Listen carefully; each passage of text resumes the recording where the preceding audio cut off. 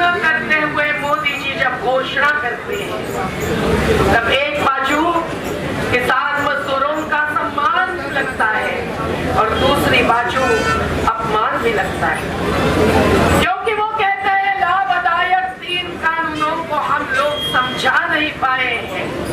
क्या किसान इतना कम बुद्धि का है, मंद बुद्धि का है कि आपकी बुद्धि अभी तक जागरूक नहीं हुई है? जब किसान मजदूर इस देश के नागरिक आपको समझा रहे हैं बार बार कि अडानी अंबानी और पूंजीपति की जागीर नहीं, ये देश हमारा है। साथियों, यही बात समझाने में कहीं हम कम पड़ रहे हैं क्या? नहीं, उन्होंने संदेश दिया है, उन्होंने अनुबंध किए हैं, उन्होंने कॉन्ट्रैक्ट फार्मिंग कर दिया है, देश भर बुलडोजर चलाया है, हल नहीं, और वो है अडानी और अंबानी का, जिसका हम धिक्कार करते हैं, धिक्कार करते हैं, धिक्कार करते हैं। और ये बात समझाने तक हमारे सत्ताधीशों को जहां भी ऐसी चुनौती आएगी, हमको लड़ना पड़ेगा। ये संयुक्त किसान मोर्चा की ताकत, ये संयुक्त किसान मोर्चा की विचारधारा और ये संयुक्त किसान मोर्चा की जीवटता को हम सलाम करते हैं। साथियों, जाति पाति पंथ पंथ लिंग और वर्ग भेद के पार जब एक होकर यहाँ लड़त हुई और मुजफ्फरनगर जैसे जो धर्मांधता की रणभूमि बनती थी, वहाँ एक ऐसी पवित्र भूमि बन गई कि धर्मांधता को छाटकर अब केवल चुनाव में ही नहीं तो चुनौती देते हुए इस देश की एकात्मता आगे बढ़ेगी, तो हमारे बीच में कोई भी विभाजन के आधार पर सत्ता में आने की कोशिश और हिम्मत नहीं करेगा। ये भी जवाब आपने दिया, इसके लिए भी आपको सलाम करते हैं। साथियों, 1 साल में जो भी हुआ सब जानते हैं। पहले थी छुपी हिंसा, कहीं किसी को घुसपैठ करवा दो, कहीं किसी को युवाओं को भरमा दो, कहीं किसी को लाल किला में भेज दो, कहीं किसी को हिंदू विरुद्ध सिख जैसे भी धर्मों के बीच युद्ध में खड़ा कर दो। लेकिन आखिर उससे भी नहीं हुआ। खालिस्तानी पाकिस्तानी जैसे बदनामी भी एक प्रकार की हिंसा होती है। वो मानसिकता की हत्या करना चाहती है, जो मानसिकता इंसानियत की होती है। लेकिन उससे भी नहीं जमा, तब इन्होंने खुली हिंसा अपनाई। वो पानी के फवारे डालना हमने भी देखे। हम तो बैठे थे यूपी और राजस्थान के बॉर्डर पर, राजस्थान के पुलिस सबको खाना खिला रहे थे, यूपी के पुलिस कान में कहते थे कि हम भी किसान के बेटे हैं, हम भी आपके साथ हैं, लेकिन सीमा बंद करके रखिए। लेकिन उसके बाद ये चारों सीमाओं से बंद करके पुलिसों ने ही हमको मौका दिया कि हम दिल्ली को घेरा डालो, डेरा डालो करके आखिर मजबूर करेंगे कि उनके लॉकडाउन में लाए हुए 3 कानून वापस लेने पड़ेंगे। साथियों, इसलिए पूरे साल भर की कहानी यहाँ कहने का समय नहीं है, पर यह निश्चित कि इस साल भर के जीवन संघर्ष को देश और दुनिया ने जान लिया है, मान लिया है, उसका सम्मान किया है और संविधान का भी सम्मान बढ़ा दिया है। और ये बात कब समझी मोदी सरकार को? तभी जैसे बंगाल में हम गए तो बंगाल की जनता भी हिंदू मुस्लिम करने के भ्रम में नहीं आई। और ये केवल संयुक्त किसान मोर्चा की देन नहीं है, पूरी जनता देश की देख रहे हैं कि हो क्या रहा है देश में। ये कितनी गैर बराबरी आगे बढ़ा चुके हैं। ये अडानी अंबानी को दिन में 1000 करोड़ रुपए से ज्यादा कमाई दे रहे हैं और एक लॉकडाउन के साल में 1,53,000 लोगों ने आत्महत्या कर दी है। तो क्या मोदी जी, आपको इन आत्महत्याओं से कुछ भी सरोकार नहीं है? आप उनको याद भी नहीं करते हैं और आप शहादत को भी नकारते नहीं है। तो मोदी जी ने व्यक्तिगत रूप से जाहिर करके और एक हमारे सामने नमूना खड़ा किया कि कानून लाए कैसे जाते हैं जाते हैं और वापस कैसे लिए जाते हैं। आज देखिए कि हमारे किसान मजदूरों को हम कोई नहीं, उनके पार्टी के नुमाइंदों को भी वो समझा नहीं पा रहे।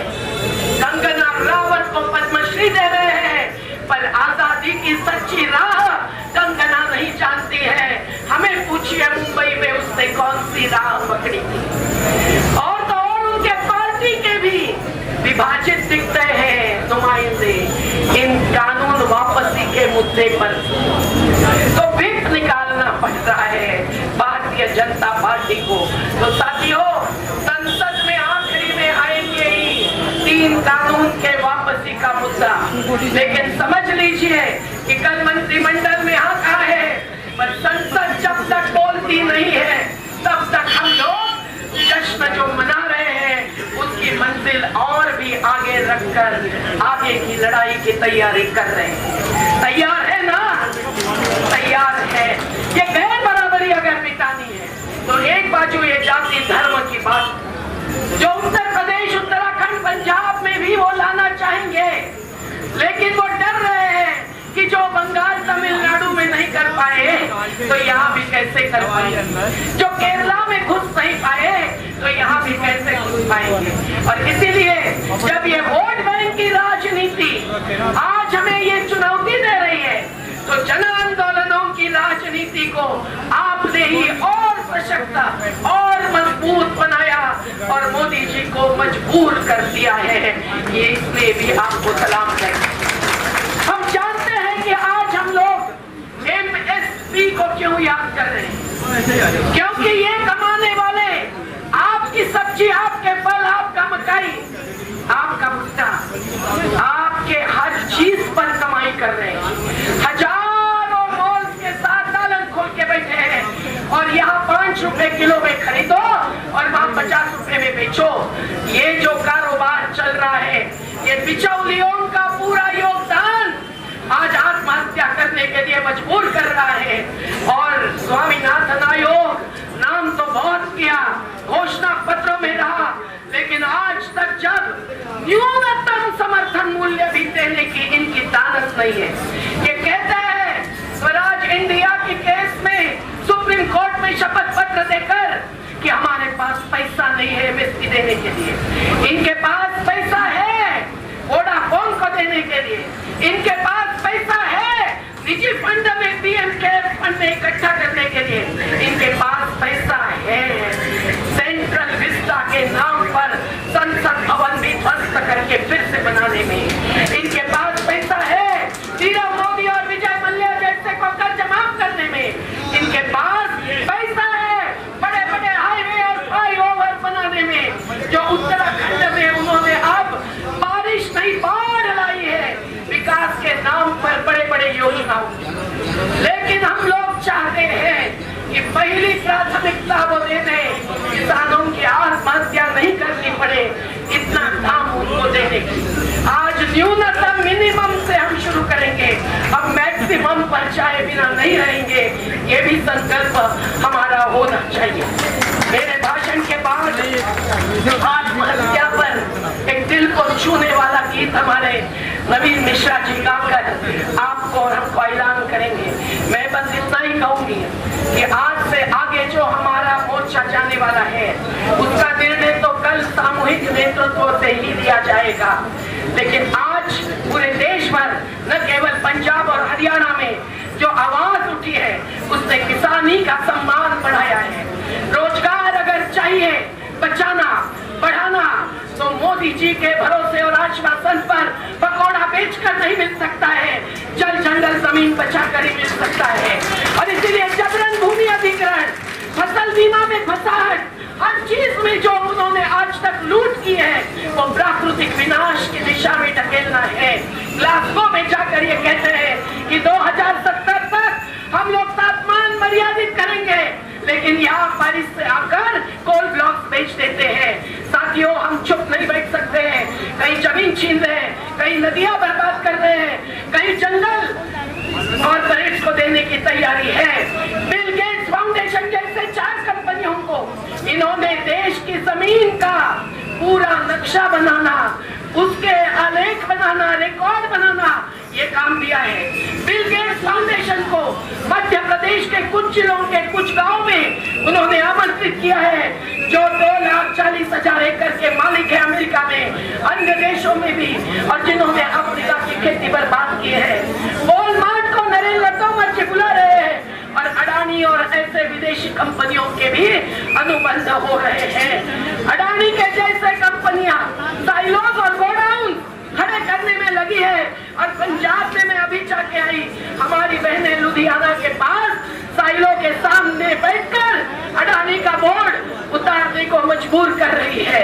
तो देखिए कि जो वीपी सिंह जी ने कहा, जाति और मजहब का खेल भी चल रहा है, हिंसा भी अपना रहे हैं, और इस प्रकार की उनकी तैयारी आज भी सुप्रीम कोर्ट ने रोक रखे होते हुए भी आगे बढ़ रही है। तो हम भी आगे बढ़ेंगे और मंजिल तक पहुंचेंगे, और यही है नारा हमारा, शहीदों आपके सपनों को मंजिल तक पहुंचाएंगे, शहीदों